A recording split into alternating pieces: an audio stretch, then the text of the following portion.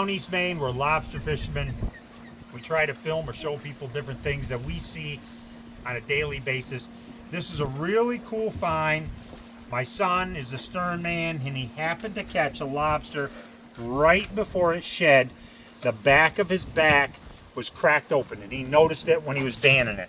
It's a legal lobster, and he said, hey, let's catch this in the act. So we got a crate.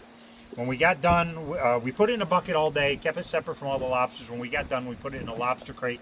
We put a piece of bait into it. We didn't know how long it was going to take for her to get out of her shell. But we checked 2 days ago. She had not done it. Now it's been 4 days. We checked. She's completely shed, and she's out of her shell, which is really cool to see all this. Plus, everything is intact.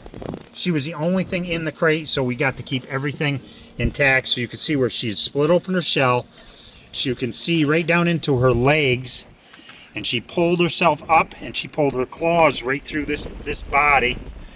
And when she got up here, she pulled her tail out from here. So now she's completely shed. Beautiful lobster. I'll show you what she looks like now. And she's perfect in every way. So now this was barely a legal lobster. I'm going to try to show this to you. It's hard now that she's out of her shell, but she's barely legal. So she was just up on the measure on the back of her shell. Now, when we measure her, I want to be gentle. She's pretty soft. She's probably up to about here. So she's probably gained 3/8 of an inch in this one shed this year. When they're younger, they shed more often. So when she's young, she may shed 2 or 3 times a year until she gets a little bit size onto her. Then she'll do it annually. And really, the only reason lobsters die is because they can't shed. They get so big they just can't do it. It takes too much energy out of them. They'll usually get some kind of shell disease, and then that'll be the demise of them. But if everything's going good, it works out just like this.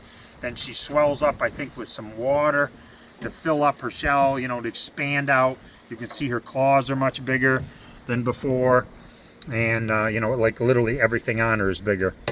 So great deal. And on top of it, we get to see, now she had bait down there that she could have ate, but instead she is eating her own shell, which they do because there's calcium in the shell. There's nutrients that they need to get going and harden up their own shell again to you know, return back into the ocean, because they're usually in a hole or they're hiding out while they do this shed. They don't want to be out in the open because they're really vulnerable.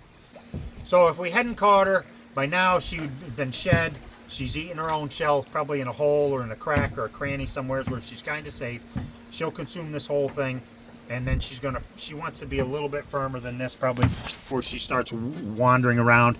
I'm trying to squeeze it just a little bit so you can see how soft that shell really is. Very soft.